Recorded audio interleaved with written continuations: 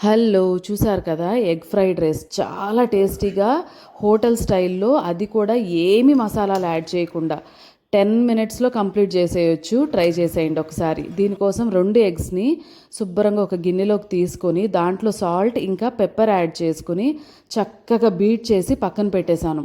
ఇది main ingredient. దీంతో పాటు ఆనియన్స్, క్యారెట్స్, స్ప్రింగ్ ఆనియన్స్ తరిగి పెట్టేసుకున్నాను అనమాట.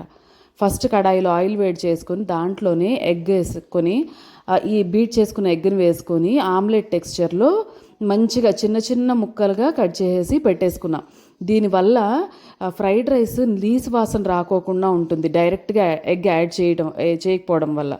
సో అదే కడాయిలో ఆయిల్ వేడి చేసుకొని గార్లిక్తో పాటు క్యారెట్, ఆనియన్స్ ఇంకా స్ప్రింగ్ ఆనియన్స్తో పాటు క్యాప్సికమ్ ఇవి యాడ్ చేసుకొని ఒక 3 మినిట్స్ వరకు మగ్గించిన తర్వాత దాంట్లో కుక్ చేసి పెట్టుకున్న వైట్ రైస్ చల్లారిపోయి ఉండాలి, దాంతోపాటు స్క్రాంబుల్డ్ ఎగ్ యాడ్ చేసుకుంటే super tasty egg fried rice ready.